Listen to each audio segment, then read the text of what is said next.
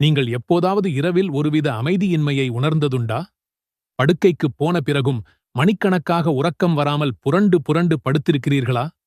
நாளை என்ன ஆகுமோ என்ற கவலை, தீர்க்கப்படாத பிரச்சனைகள், மனபாரம் எல்லாம் சேர்ந்து உங்கள் இரவுகளை ஒரு போர்க்களமாக மாற்றுகிறதா? கெட்ட கனவுகள் வந்து உங்கள் நிம்மதியைக் கெடுக்கிறதா? நம்மில் பலருக்கும் இது நடந்திருக்கும், இல்லையா? இந்த நவீன உலகின் வேகமான வாழ்க்கை முறை நம்மிடமிருந்து மன அமைதியையும் நிம்மதியான தூக்கத்தையும் கொஞ்சம் கொஞ்சமாக பறித்துக் கொள்கிறது. தூக்கமின்மை என்பது சோர்வோடு நின்று விடுவதில்லை. அது நம் உடல் நலத்தை, மனநலத்தை, ஏன் நம்முடைய வணக்க வழிபாடுகளைக் கூட பாதிக்கிறது. ஆனால் கவலைப்படாதீர்கள், இதற்கொரு அற்புதமான தீர்வு இருக்கிறது. அது தற்காலிக மாத்திரைகளோ அல்லது விலையுயர்ந்த சிகிச்சைகளோ அல்ல. நம் உயிருக்கும் மேலான நபிகள் நாயகம் ஸல்லல்லாஹு அலைஹி வஸல்லம் அவர்கள் நமக்கு கற்றுத்தந்த ஒரு சக்தி வாய்ந்த, அழகான ஆன்மீக பாதுகாப்பு. இந்த ஒரு திக்கர் உங்கள் இரவுகளை எப்படி அமைதியாகவும் பாதுகாப்பாகவும் அல்லாஹ்வின் அருள் நிறைந்ததாகவும் மாற்றும் என்பதை அறிய இந்த வீடியோவில் கடைசி வரை என்னுடன் இணைந்திருங்கள். தூக்கம் என்பது அல்லாஹ் நமக்கு வழங்கிய ஒரு மிகப்பெரிய அருட்கொடை.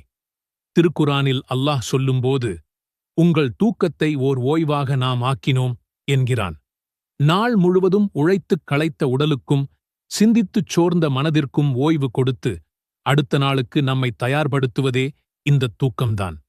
ஆனால் மனிதனின் முதல் எதிரியான ஷைத்தான் நம்முடைய இந்த நிம்மதியை கெடுப்பதில் அப்படி ஒரு ஆனந்தம் கொள்கிறான்.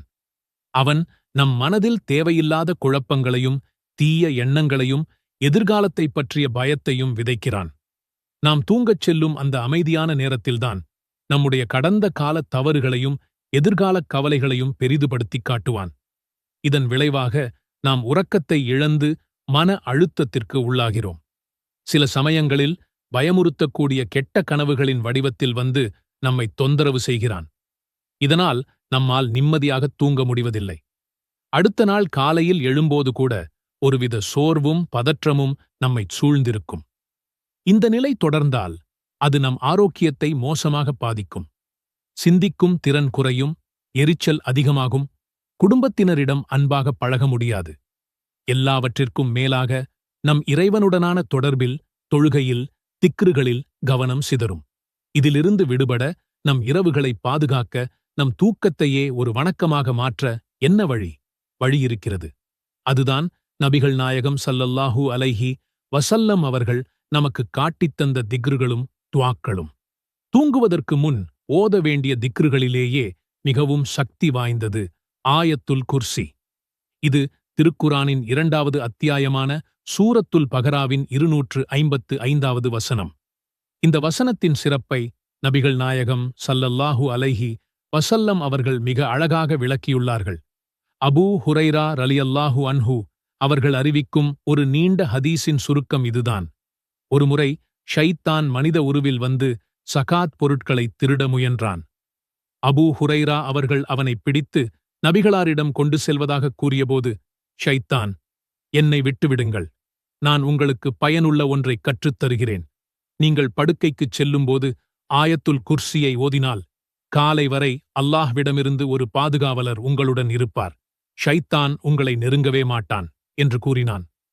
காலையில் அபூ ஹுரைரா அவர்கள் இந்த விஷயத்தை நபிகளாரிடம் சொன்னபோது, நபிகள் நாயகம் ஸல்லல்லாஹு அலைஹி வஸல்லம் அவர்கள், அவன் ஒரு பொய்யனாக இருந்தாலும் இந்த விஷயத்தில் அவன் உண்மையே சொல்லியிருக்கிறான் என்றார்கள்.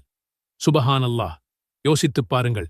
நம் பரம எதிரியான ஷைத்தானே ஆயத்துல் குர்சியின் சக்தியை ஒப்புக்கொள்கிறான். நாம் இந்த வசனத்தை ஓதும்போது அல்லாஹ்வே நமக்காக ஒரு வானவரை பாதுகாவலராக நியமிக்கிறான். அந்த வானவரின் பாதுகாப்பில் இருக்கும் நம்மை ஷைத்தானால் எப்படி நெருங்க முடியும்? கெட்ட கனவுகளாலும் தீய எண்ணங்களாலும் எப்படி தொந்தரவு செய்ய முடியும்? ஆயத்துல் குர்சி. அல்லாஹு லா இலாஹ இல்லா ஹுவல் ஹய்யுல் கய்யூம் லா தஅஹுதுஹு சினத்துன் வலா நௌம் லஹு மா ஃபிஸ் ஸமாவாத் வமா ஃபில் அர்த் மன் தல்லதி யஷ்ஃபஉ இன்தஹு இல்லா பிஇذنه يعلم ما بين أيديهم وما خلفهم ولا يحيطون بشيء من علمه إلا بما شاء وسع كرسيه السماوات والأرض ولا يؤوده حفظهما وهو العلي العظيم. அல்லாஹ் அவனைத் தவிர வணக்கத்திற்குரியவன் வேறு யாருமில்லை. அவன் என்றென்றும் உயிருடன் இருப்பவன், அனைத்தையும் நிர்வகிப்பவன். அவனை சிறு தூக்கமோ அல்லது ஆழ்ந்த உறக்கமோ நெருங்காது. வானங்களில் உள்ளவையும் பூமியில் உள்ளவையும் அவனுக்கே உரியன. அவனது அனுமதியின்றி அவனிடம் யார் பரிந்து பேச முடியும்? அவர்களுக்கு முன்னால் இருப்பவற்றையும் அவர்களுக்குப் பின்னால் இருப்பவற்றையும் அவன் நன்கு அறிவான். அவன் நாடியதைத் தவிர அவனது ஞானத்திலிருந்து எதனையும் அவர்களால் அறிய முடியாது. அவனது அரியாசனம் வானங்களையும் பூமியையும் உள்ளடக்கியிருக்கிறது. அவ்விரண்டையும் பாதுகாப்பது அவனுக்குச் சிரமமானதல்ல. அவன் மிக உயர்ந்தவன், மகத்தானவன். இந்த வீடியோ உங்களுக்கு பயனுள்ளதாக இருந்திருந்தால் இதை லைக் செய்து உங்கள் கருத்துக்களை கீழே கமெண்டில் பதிவு செய்யுங்கள். அல்லாஹ் நம் அனைவருக்கும் நிம்மதியான உறக்கத்தையும் அவனது பாதுகாப்பையும் தந்தருள்வானாக.